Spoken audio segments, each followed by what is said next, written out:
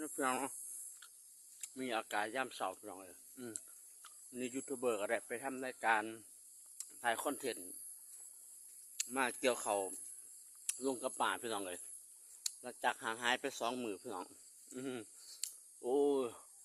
บริอยู่บริเช่าพี่น้องยูทูบเบอร์หาเกี่ยวเขาเกี่ยวน้ำไปมัดทุกสิ่งทุกบอนพี่น้องเนาะอากาศย่ำเสาพี่น้องให้กินข้าวกินน้ำกันแล้วก็เรื่องเกี่ยวเขาเกี่ยวน้ำพี่น้องเลยนี่ก็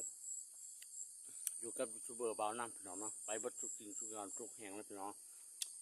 บริพักบริยุทธ์พี่น้องเนาะ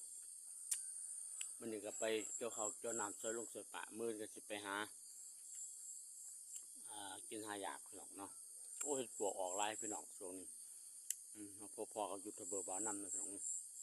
ไปหากินหายากไปเบิ่งเขาเบิ่งน้ำเพิ่นก่อนจูจะไปพี่น้องเลย